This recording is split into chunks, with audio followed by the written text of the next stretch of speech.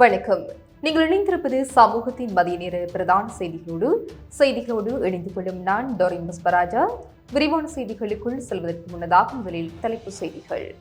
இலக்கு வைக்கப்படலாம். உலகெங்கும் உள்ள அமெரிக்கர்களுக்கு அவசர எச்சரிக்கை. எரிசக்தி நெருக்கடி. திருகோணமலை எண்ணெய் குதங்களை துரிதமாக புனரமைக்க அனுர அரசு முடிவு. எரிபொருள் விலை அதிகரிப்பு ஒரு கருப்பு சந்தை சூதாட்டம். அனுரவை விமர்சித்த விமல் வீரவன்ச. பணி பைஸ்கரிப்பில் குதித்த தனியார் பேருந்து சங்கம். பயணிகள் கடும் பாதிப்பு.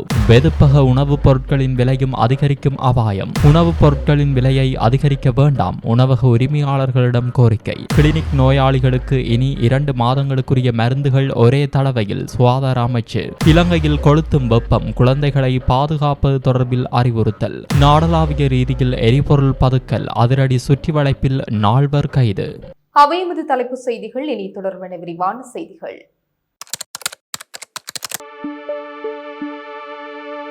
Fourth Monkey Connect. மத்திய கிழக்கு பிராந்தியத்தில் நிலவும் போர் மோதல்கள் காரணமாக உலகம் முழுவதிலும் உள்ள அமெரிக்கர்களுக்கு அமெரிக்க ராஜாங்க திணைக்களம் பாதுகாப்பு எச்சரிக்கை ஒன்றை விடுத்துள்ளது. தற்போதைய சூழ்நிலை காரணமாக உலகெங்கிலும் குறிப்பாக மத்திய கிழக்கிலும் தங்கியுள்ள அமெரிக்கர்கள் மிகுந்த அவதானத்துடன் செயல்படுமாறு ராஜாங்க திணைக்களம் தனது எக்ஸ் சமூக வலைதள பக்கத்தில் பதிவிட்டுள்ளது. இதற்கமைய அனைத்து அமெரிக்கர்களும் தமக்கு அருகிலுள்ள அமெரிக்க தூதரகம் அல்லது தூதரக அலுவலகத்தினால் வெளியிடப்பட்டுள்ள பாதுகாப்பு வழிகாட்டுதல்களை பின்பற்றுமாறு அறிவுறுத்தப்பட்டுள்ளது. விமான எல்லைகள் அவ்வப்போது மூடப்படலாம் என்பதுடன் மத்திய கிழக்குக்கு வெளியே உள்ள அமெரிக்க ராஜாங்க திணைக்களத்தின் ராஜதந்திர வசதிகள் இலக்கு வைக்கப்படலாம் என்றும் எச்சரிக்கப்பட்டுள்ளது. மேலும் ஈரான் ஆதரவு குழுக்களினால் வெளிநாடுகளில் உள்ள அமெரிக்க நலன்கள் அல்லது அமெரிக்கர்களுடன் தொடர்புடைய இடங்கள் இலக்கு வைக்கப்பட வாய்ப்புள்ளதாகவும் அத்திணைக்களம் சுட்டிக்காட்டியுள்ளது. இந்த காரணங்களினால் மிகுந்த விழிப்புணர்வுடன் செயல்படுமாறு கோரி உலகெங்கிலும் உள்ள அமெரிக்கர்களுக்கு இந்த விசேட எச்சரிக்கை அறிவித்தல் விடுக்கப்பட்டுள்ளது. சூப்பர் ஸ்டோரின் கல்யாணி அன்னபூரணி பிராண்டில் அன்றாட வாழ்க்கையின் அனைத்து பொருட்களையும் ஒரே இடத்தில் பெற்றுக்கொள்ள இலங்கையின் தற்போதைய எரிசக்தி நெருக்கடிக்கு நீண்டகால மற்றும் நிலையான தீர்வாக திருகோணமலை எண்ணெய் குதங்களை இந்தியா மற்றும் ஐக்கிய அரபு ராச்சியத்தின் ஒத்துழைப்புடன் துரிதமாக புனரமைக்க அரசாங்கம் தீர்மானித்துள்ளது.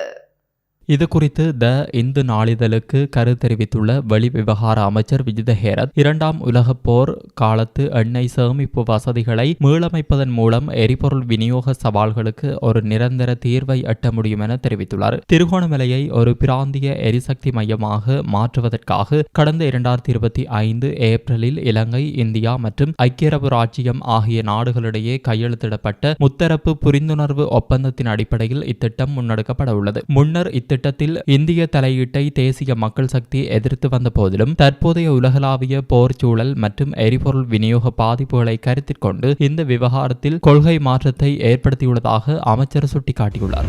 தற்போதைய அரசாங்கத்தினால் மேற்கொள்ளப்பட்டுள்ள அசாதாரண எரிபொருள் விலை அதிகரிப்பு மக்களை துன்புறுத்தும் ஒரு கருப்பு சந்தை சூதாட்டம் என தேசிய சுதந்திர முன்னணியின் தலைவர் விமல் வீரவன்ச தெரிவித்தார். பத்திரமுலையில் உள்ள கட்சி தலைமையகத்தில் நடைபெற்ற ஊடகவியலாளர் சந்திப்பிலேயே அவர் இதனை தெரிவித்தார். அரசாங்கம் பழைய எரிபொருள் கையிருப்புகளை வைத்துக் கொண்டு புதிய விலையில் அவற்றை விற்பனை செய்து அதிக லாபம் ஈட்டுவதாக வீரவன்ச குற்றம் சுமத்தியுள்ளார். குறைந்த விலையில் கொண்டுவரப்பட்ட எரிபொருள் விநியோகிக்கப்படுவதை தடுப்பதற்காகவே சனிக்கிழமையன்று இலங்கை பெட்ரோலிய கூட்டுத்தாபனம் மூடப்பட்டது. அந்த பழைய கையிருப்புகளை வைத்துக் கொண்டு ஞாயிற்றுக்கிழமை விடியற்காலையில் புனர்வாழ்வு விலை என்ற பெயரில் விலையை அதிகரித்துள்ளது. இது ஒரு மாட்டை 2 முறை உரிப்பதற்கு சமமான செயலாகும். அனுரகுமார தற்போது ஒரு கொடூரமான கருப்பு சந்தை முதலாளியின் நிலைக்கு வந்துள்ளார் என அவர் தெரிவித்தார். பேருந்து கட்டண திருத்தம் மேற்கொள்ளப்படும் வரை சேவையிலிருந்து விலகிக் கொள்ள சில தனியார் பேருந்து சங்கங்கள் தீர்மானித்துள்ளதால் இன்று காலை பிரதான பேருந்து நிலையங்களில் பயணிகள் கடும் சிரமத்திற்கு உள்ளாகியுள்ளனர். கடந்த 21ஆம் தேதி நள்ளிரவு முதல் அமலுக்கு வரும் வகையில் எரிபொருள் விலையை திருத்தி அமைக்க அரசாங்கம் நடவடிக்கை எடுத்தது. இதன்படி டீசல் விலை அதிகரித்துள்ளதால் பேருந்து கட்டண திருத்தம் அவசியம் என பேருந்து சங்கங்கள் போக்குவரத்து அதிகாரிகளுக்கு தெரிவித்திருந்தன. நேற்றைய தினமே பேருந்து கட்டண திருத்தத்தை வழங்குமாறு கோரியிருந்த போதிலும் அது நிறைவேற்றப்படாத காரணத்தினால் இன்றைய தினம் சேவையிலிருந்து விலக தீர்மானித்ததாக அந்த சங்கங்கள் குறிப்பிட்டுள்ளன. எவ்வாறாயினும் எரிபொருள் விலை அதிகரிப்பு காரணமாக பேருந்து கட்டண சூத்திரத்தின்படி தற்போதைய கட்டணத்தில் 10% அதிகமான தாக்கம் ஏற்பட்டுள்ளதாக தேசிய போக்குவரத்து ஆணைக்குழு தெரிவித்துள்ளது. இதற்கான அமைச்சரவை அனுமதி கோரி இன்று அமைச்சரவை பத்திரம் சமர்ப்பிக்கப்பட உள்ள நிலையில் புதிய பேருந்து கட்டணங்கள் இன்று அறிவிக்கப்பட வாய்ப்புள்ளது. வெதுப்பக உற்பத்தி பொருட்களின் விலைகளை அதிகரிப்பது தொடர்பில் இன்று தீர்மானிக்கப்பட உள்ளதாக அகில இலங்கை வெதுப்பக உரிமையாளர்கள் சங்கம் தெரிவித்துள்ளது. எரிபொருட்களின் விலைகள் சடதியாக அதிகரித்துள்ளதால் வெதுப்பக தொழில்துறையை முன்னெடுத்து செல்வதில் பல்வேறு நெருக்கடிகள் ஏற்பட்டுள்ளதாக சங்கத்தின் தலைவர் NK ஜெயவர்தன சுட்டிக்காட்டியுள்ளார். இதுகுறித்து ஆராய்வதற்காக இன்று விசேட கலந்துரையாடல் ஒன்று இடம்பெறவுள்ளது. இந்த கலந்துரையாடலை தொடர்ந்து பான் உள்ளிட்ட அனைத்து வெதுப்பக உற்பத்தி பொருட்களினதும் திருத்தப்பட்ட புதிய விலைகள் உத்தியோகபூர்வமாக அறிவிக்கப்பட உள்ளன. எரிபொருள் விலை உயர்வை காரணம் காட்டி உணவகங்களில் உணவுப் பொருட்களின் விலைகளை எக்காரணம் கொண்டும் உயர்த்த வேண்டாம் என அகில இலங்கை ஹோட்டல் மற்றும் உணவக உரிமையாளர்கள் சங்கத்தின் தலைவர் கர்ஷன ருஷான் கோரிக்கை விடுத்துள்ளார். கொழும்பில் நேற்று இடம்பெற்ற அவசர செய்தியாளர் சந்திப்பின் போதே அவர் இதனை தெரிவித்தார். அவர் மேலும் தெரிவிக்கையில், எரிபொருள் விலை உயர்வு என்பது தற்போது உலகளாவிய ரீதியில் ஏற்பட்டுள்ள ஒரு நெருக்கடியாகும். இதற்காக நுகர்வோரை தண்டிப்பது முறையல்ல. எமது உணவகங்களுக்கு வருகை தரும் கர்ப்பிணி தாய்மார், முதியவர்கள், பாடசாலை மாணவர்கள் மற்றும் நாளாந்த கூலி தொழிலாளிகளின் நிலையை கருத்தில் கொள்வது அவசியம். அவர்களை மேலும் நெருக்கடிக்குள்ளாக்க கூடாது. ஏற்கனவே எரிவாயு விலை உயர்வு காரணமாக உணவு பண்டங்களின் விலைகளை அதிகரித்திருந்தோம். எனவே மீண்டும் ஒரு சுமையை மக்கள் மீது ஏற்ற வேண்டாம் என அனைத்து உணவக உரிமையாளர்களையும் கேட்டுக்கொள்கிறோம். அதேவேளை உள்நாட்டில் உற்பத்தி செய்யப்படும் அரிசி, தேங்காய் எண்ணெய், முட்டை மற்றும் கோழி இறைச்சி ஆகியவற்றின் விலைகள் எவ்வித நியாயமின்றி கருப்பு சந்தையில் அதிகரிக்கப்பட்டுள்ளன. இவற்றுக்கு தட்டுப்பாடு நிலவாவிட்டாலும் சில மாஃபியா கும்பல்கள் விலைகளை தீர்மானிக்கின்றன. நுகர்வோர் விவகார அதிகார சபை தனது கடமையை செய்ய தவறிவிட்டது. எனவே இந்த விலை மோசடியை கட்டுப்படுத்தும் பொறுப்பை முப்படையினரின் புலனாய்வு பிரிவிடம் ஒப்படைக்குமாறு ஜனாதிபதியிடம் வேண்டுகோள் விடுக்கிறேன் என்றார். அரசு வைத்தியசாலைகளின் கிளினிக்குகளுக்கு வருகை தரும் நோயாளர்களுக்கு 1 மாதத்திற்கு வழங்கப்படும் மருந்துகளை இனிமேல் ஒரு தடவையில் 2 மாதங்களுக்கு வழங்குமாறு சுகாதாரத்துறையினர் அனைத்து வைத்தியசாலை அதிகாரிகளுக்கும் அறிவுறுத்தியுள்ளனர். இது தொடர்பாக கருத்து வெளியிட்ட சுகாதார பிரதி அமைச்சர் வைத்தியர் ஹன்சக விஜயமுனி, எரிசக்தி முகாமைத்துவத்தை கருத்தில் கொண்டே இந்த தீர்மானம் எடுக்கப்பட்டதாக தெரிவித்துள்ளார். இருப்பினும் நோயாளர்களுக்கு ஏதேனும் அவசர தேவை ஏற்படின் வழமை போன்று கிளினிக்குகளுக்கு வர முடியும் எனவும் அவர் குறிப்பிட்டுள்ளார். நாடு முழுவதும் உள்ள வைத்தியசாலைகள் மற்றும் ஏனைய நிலையங்களில் 1 லட்சத்திற்கும் அதிகமான பல்வேறு கிளினிக்குகள் செயல்பட்டு வருகின்றன. எரிசக்தி நெருக்கடி காரணமாக பல்வேறு சவால்கள் எழுந்துள்ள போதிலும் வைத்தியசாலைகளின் அறுவை சிகிச்சை நடவடிக்கைகள் வழமை போன்ற முன்னெடுக்கப்பட்டு வருவதாகவும் பிரதி அமைச்சர் ஹன்சக விஜயமுனி மேலும் தெரிவித்தார். இலங்கையில் நிலவும் அதிக வெப்பமான வானிலை காரணமாக பிள்ளைகளை நீரிழப்பிலிருந்து பாதுகாப்பதில் விசேட கவனம் செலுத்த வேண்டும் என சுகாதார பிரிவினர் தெரிவித்துள்ளனர். இதற்காக பிள்ளைகளுக்கு அதிகளவு நீர் மற்றும் இயற்கையான திரவ உணவுகளை வழங்குமாறு கொழும்பு ரிச்வே ஆர்யா சிறுவர் வைத்தியசாலையின் விசேட வைத்திய நிபுணர் தீபால் பெரேரா தெரிவித்துள்ளார். பிள்ளைகளுக்கு அதிக தூக்கம், உணவில் விருப்பமின்மை, உடல் வலி போன்ற அறிகுறிகள் தென்பட்டால் அவர்களுக்கு மேலதிகமாக நீர் மற்றும் திரவ உணவுகளை வழங்குமாறு அவர் வலியுறுத்தியுள்ளார். அத்துடன் இந்த வெப்பமான சூழலில் தேமல், சொறி போன்ற தோல் நோய்கள் ஏற்படும் அபாயம் உள்ளதால் பிள்ளைகளை ஒரு நாளைக்கு 2 முறையாவது குளிப்பாட்டுமாறு அவர் அறிவுறுத்தியுள்ளார். பயமின்றி சுமார் 20 நிமிடங்கள் வரை அவர்களை நீரில் இருக்கச் செய்வதன் மூலம் தோல் நோய்களில் இருந்து பாதுகாக்க முடியும் எனவும் அவர் குறிப்பிட்டுள்ளார். பாடசாலை, இல்ல விளையாட்டு போட்டிகள் மற்றும் ஓட்டப்பந்தயங்களில் ஈடுபடும் மாணவர்கள் போதிய அளவு நீர் பருகாவிட்டால் நீரிழப்பு நிலை ஏற்படுவதுடன் வெப்ப அதிர்ச்சி நிலைக்கும் உள்ளாகலாம் என வைத்தியர் தெரிவித்துள்ளார். இவ்வாறான சந்தர்ப்பங்களில் இதயம் மற்றும் மூளை பாதிக்கப்பட்டு வலிப்பு, மயக்கம் அல்லது மரணம் கூட நிகழலாம் என்பதால் இது குறித்து மிகுந்த அவதானத்துடன் செயல்படுமாறு அவர் மேலும் கேட்டுக்கொண்டுள்ளார். இந்த நிலையில் இன்று மேல் மற்றும் சப்ரகமுவ மாகாணங்களிலும், காலி, மாத்தறை மற்றும் நுவர்லியா மாவட்டங்களிலும் பல இடங்களில் பிற்பகல் 2 மணிக்கு பின்னர் மழையோ அல்லது இடியுடன் கூடிய மழையோ பெய்யக்கூடிய சாத்தியம் காணப்படுவதாக வளிமண்டலவியல் திணைக்களம் தெரிவித்துள்ளது. நாட்டின் ஏனைய பிரதேசங்களில் பிரதானமாக வறட்சியான வானிலை நிலவும் என எதிர்பார்க்கப்படுகிறது. காற்றானது வடகிழக்கு திசையிலிருந்து அல்லது திசை மாற்றமின்றியும் மணிக்கு 20 முதல் 30 கிலோமீட்டர் வேகத்தில் வீசக்கூடும். நாட்டை சூழவுள்ள கடல் பிராந்தியங்கள் சாதாரண நிலையில் காணப்படும். எனினும் இடியுடன் கூடிய மழை பெய்யும் போது தற்காலிகமாக பலத்த காற்று வீசுவதுடன் கடல் மிகவும் கொந்தளிப்பாகவும் காணப்படும் என வளிமண்டலவியல் திணைக்களம் எதிர்ப்பு கூறியுள்ளது. நாட்டில் நிலவும் எரிபொருள் நெருக்கடியை பயன்படுத்தி சட்டவிரோதமான முறையில் எரிபொருளை பதுக்கி வைத்திருந்த நபர்களை கைது செய்யும் நோக்கில் போலீசார் முன்னெடுத்த விசேட சோதனைகளில் 4 கைது செய்யப்பட்டுள்ளனர்.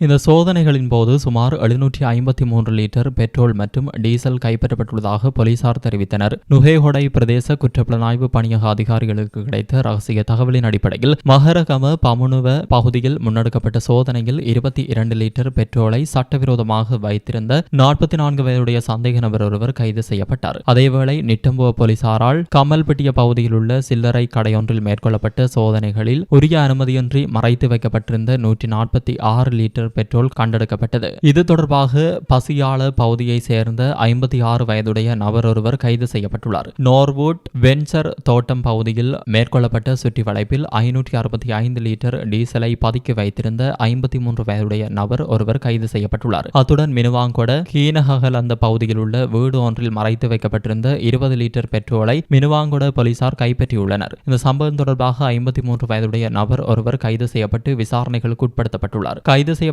சந்தேக நபர்களுக்கு எதிராக அந்தந்த பகுதி போலீசார் மேலதிக விசாரணைகளை முன்னெடுத்து வருகின்றனர். நாட்டின் இந்த பொருளாதார நெருக்கடி காலத்தில் நாம் அனைவரும் தெரிந்து வைத்திருக்க வேண்டிய சில முக்கிய விடயங்கள் குறித்து உங்கள் அவதானத்தை செலுத்துமாறு கேட்டுக்கொள்கின்றோம் என பொதுமக்களுக்கு வழிகாட்டுவது போல் அமைந்துள்ள அந்த செய்தி எவ்வகையிலும் இலங்கை போலீசாரால் வெளியிடப்பட்டது அல்ல என்று அந்த அறிக்கையில் வலியுறுத்தப்பட்டுள்ளது. போலீசார் தரப்பிலிருந்து பொதுமக்களுக்கு ஏதேனும் அறிவித்தல் விடுக்கப்படுவதாயின் அது போலீஸ் ஊடகப் பிரிவின் உத்தியோகபூர்வ கடித தலைப்பின் கீழ் ஊடகங்களுக்கு அறிக்கையாகவே வெளியிடப்படும் என்று அதில் மேலும் தெரிவிக்கப்பட்டுள்ளது.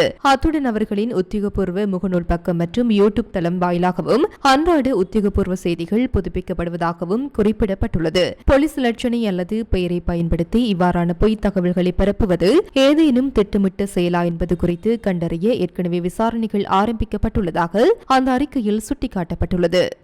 யாழ்ப்பாணத்தில் அதிஉயர்ந்த மற்றும் நவீன வசதிகளுடனான டில்கோ ப்ளூ ஓஷன் நிறுவனத்தின் மூலம் வழங்கும் யாழ் ராயல் பேலஸ். பதுளை எல்லை போலீஸ் பிரிவுக்கு உட்பட்டு பதுளை பண்டாரவளி வீதியில் தூவரஜ மகா விகாரைக்கு அருகில் நேற்று மதியம் இடம்பெற்ற விபத்தில் சிறுவன் ஒருவன் உயிரிழந்துள்ளார். பதுளையிலிருந்து பண்டாரவளி நோக்கி பயணித்து மோட்டார் சைக்கிள் ஒன்று எதிர் திசையில் வந்து முச்சக்கர வண்டியுடன் மோதியதில் இந்த விபத்து நேர்ந்துள்ளது. இந்த விபத்தில் மோட்டார் சைக்கிள் சாரதி, முச்சக்கர வண்டி சாரதி மற்றும் அதில் பயணித்த 4 காயமடைந்து தியத்தலாவை வைத்தியசாலையில் அனுமதிக்கப்பட்டனர். இதன்போது மேலதிக சிகிச்சைகளுக்காக பதுளை வைத்தியசாலைக்கு மாற்றப்பட்டு முச்சக்கர வண்டியில் பயணித்து 10 வயது சிறுவன் சிகிச்சை பலனின்றி உயிரிழந்துள்ளார். உயிரிழந்த சிறுவன் பண்டாரவளி பகுதியை சேர்ந்தவர் என தெரிய வந்துள்ளது. இந்த சம்பவம் தொடர்பான மேலதிக விசாரணைகளை போலீசார் மேற்கொண்டு வருகின்றனர். சட்டவிரோதமான முறையில் நாட்டுக்குள் கொண்டுவரப்பட்டு வெளிநாட்டு சிகரெட்டுகள், மருந்துகள் மற்றும் வாசனை திரவியங்களுடன் 5 பயணிகள் இன்று அதிகாலை கைது செய்யப்பட்டுள்ளனர்.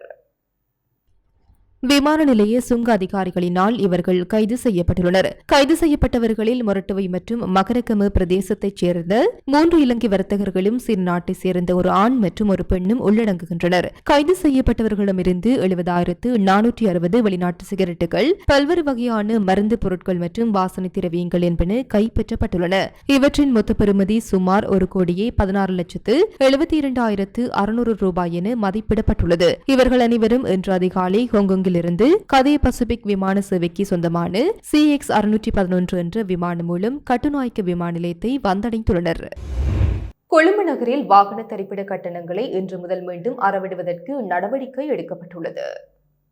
இதன்படி இன்று காலை 6 மணி முதல் வழமை போன்று வாகன தரிப்பிட முகாமைத்துவம் மற்றும் கட்டண அறவீட்டு நடைமுறைகளை முன்னெடுப்பதற்கு கொழும்பு மாநகர சபையின் நிதிக்குழு தீர்மானித்துள்ளதாக மாநகர ஆணையாளர் தெரிவித்துள்ளார். எரிபொருள் நிலையங்களுக்கு அருகில் நிலவிய வாகன வரிசைகள் மற்றும் எரிபொருள் பெறவந்த மக்களுக்கு நிவாரணம் வழங்கும் நோக்கில் கடந்த 18ஆம் தேதி முதல் மறு அறிவித்தல் வரை வாகன தரிப்பிட கட்டண அறவீடு தற்காலிகமாக நிறுத்தி வைக்கப்பட்டிருந்தது. இருப்பினும் எரிபொருள் விநியோகத்திற்காக அறிமுகப்படுத்தப்பட்டு QR முறைமை மற்றும் ஒற்றை இரட்டை இலக்கு முறைமை ஊடாக எரிபொருள் வரிசைகள் குறைக்கப்பட்டுள்ளதை கருத்தில் கொண்டு மீண்டும் கட்டணங்களை அறவிடுவது குறித்து கொழும்பு மாநகர சபை அவதானம் செலுத்தியிருந்தது.